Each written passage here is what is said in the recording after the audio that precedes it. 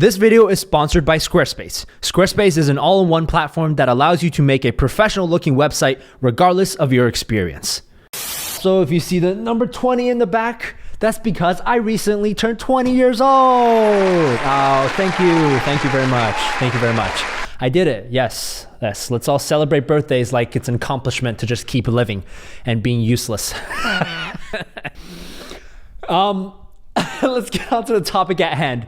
The Milwaukee Bucks. So right now, the Milwaukee Bucks are 12-4. That's the second best record in the league. And they've accomplished that record despite having the 5th toughest schedule in the league by opponent win percentage and the hardest schedule in the Eastern Conference. They have a 114.7 offensive rating, which is tied for first in the league with the Golden State Warriors, a 104.1 defensive rating, which is 5th in the league. And of course, you do the math, that's a 10.6 net rating, which is first in the league by actually a pretty wide margin.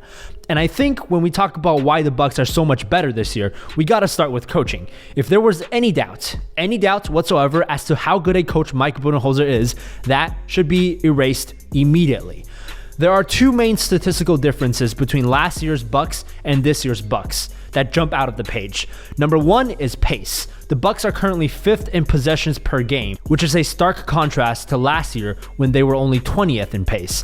And a big reason as to why they're playing faster this year is because Coach Budenholzer has given more players the green light to shoot whenever open. And speaking of shooting, the second biggest difference that must be brought up here is the three-point shooting. The Bucks are currently attempting 38 threes per 100 possessions, which is second in the league. Budenholzer has a lot to do with this. When he had success in Atlanta, his team shot a lot of threes too. And of course, personnel has a lot to do with this. If I may just pat myself on the back a little bit, I told you guys in my Milwaukee Bucks season preview video that this team was going to surprise you. And there's a reason why I gave the Bucks an A- for their offseason grade. I thought that the additions of Brook Lopez, Ersan Ilyasova, and Pat Connaughton were going to make a much bigger difference than people realize, and it's proven that they already have. In particular, Brook Lopez has done wonders for this team offensively. I tweeted this earlier today while researching for this video, but Brook Lopez is shooting 41.6% on 7 attempts per game. 75% of his shots come from three-point range, which is nuts. That is beyond what most three-point specialists even do. And this is only his 3rd season shooting threes, and he's a 7-footer with a pretty high release, which makes it all the more difficult to guard him. All right, now let's head into the film room to see exactly what the Bucks have been doing this year.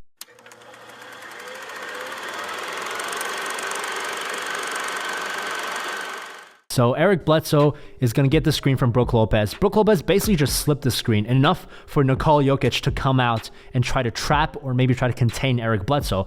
He slips the screen just a little bit. Eric Bledsoe times his pass perfectly, right on the money, slips the screen so well. He goes from over here all the way to the other side of the three-point line on the wing.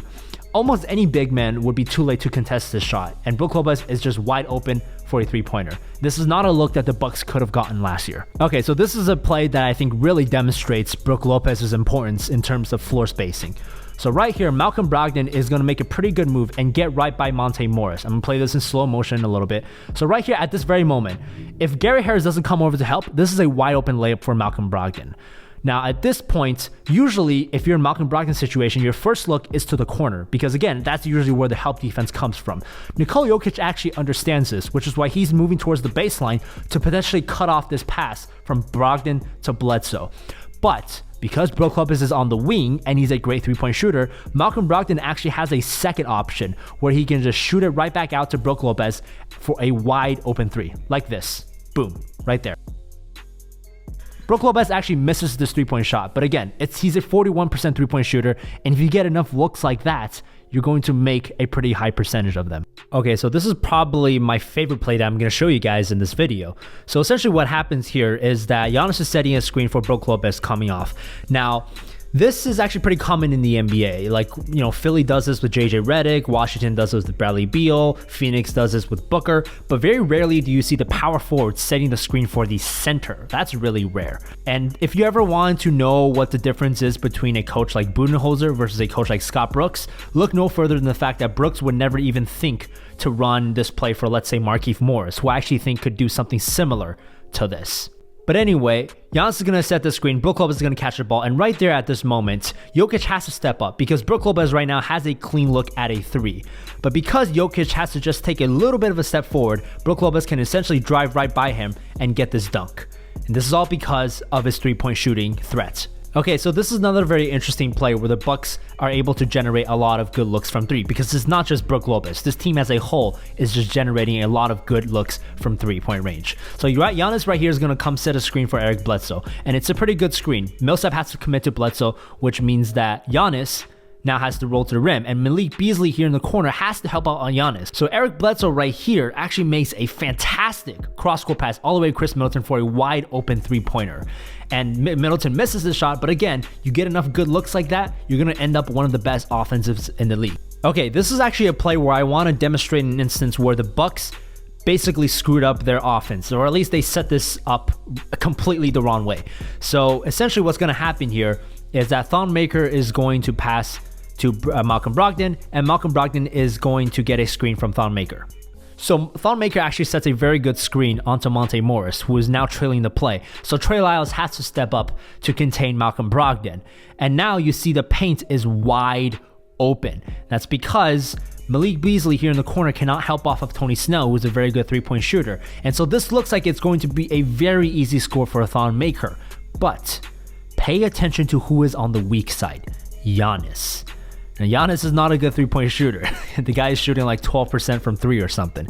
And Mason Plumlee knows this, which is why Mason Plumlee can essentially come and help break up this otherwise easy alley-oop pass. If the guy in the weak side corner was an actual legitimate threat from three-point range, this play would have ended up very differently. If you just switched Malcolm Brogdon and Giannis's position, you had Giannis run the pick and roll and Malcolm Brogdon in the corner, that probably would have ended up as a much better play. But again, it goes to show you the importance of spacing in today's NBA. Okay, so here I want to illustrate a couple of instances with the Bucks defense, because the Bucks defense, while it is better than it was last year and it is generally pretty good, it still has some room for improvement. And specifically, Brook Lopez is kind of the weakest link in the Bucks lineup. But essentially, look, this is a very simple Jamal Murray, Nikola Jokic pick and pop.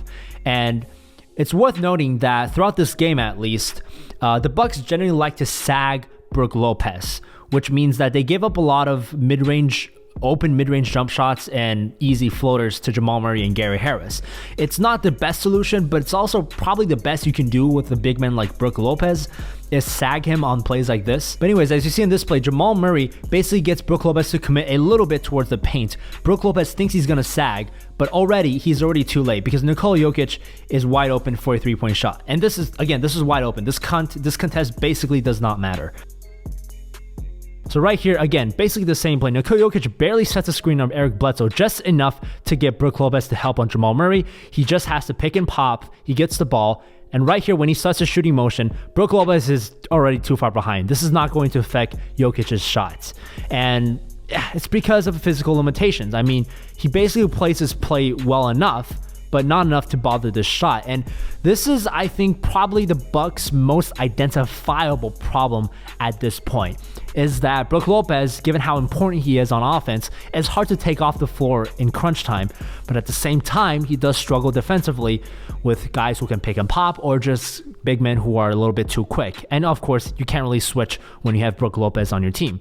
So the Bucks have actually had instances where they've trotted out Ersan Ilyasova in moments because he's a little bit quicker, but still that's a bit of an issue. So I'm interested to see how the Bucks deal with this moving forward.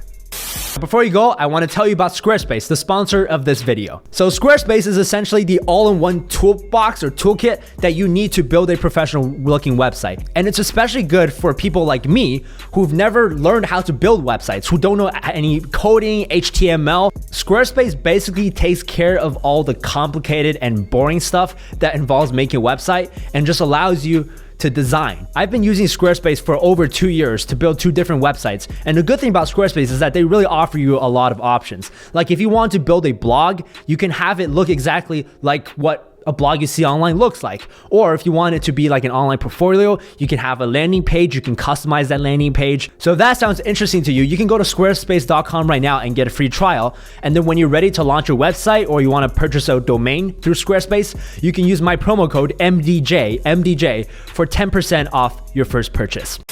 All right, that's it for today's video. As far as long-term picture, look, the Bucks are clearly going to make the playoffs. I would certainly pick them to remain in the top 4 seeds in the Eastern Conference. I would pick them to move past the first round. Beyond that, it's going to be a little bit more difficult. I do think that there's a chance this team before the trade deadline trades for maybe a big man with a little bit more mobility, just so in crunch time possessions, they can have some sort of offensive production while still being able to play top-notch defense. I think that's still possible, but we'll see. Anyways, that's it for today's video. I hope you enjoyed it. If you did, well, do whatever you want. I'm not going to tell you to comment or subscribe because it's your choice, your life, man. You live your life, baby. I'll see you guys later, hopefully with another video in a couple days. Peace.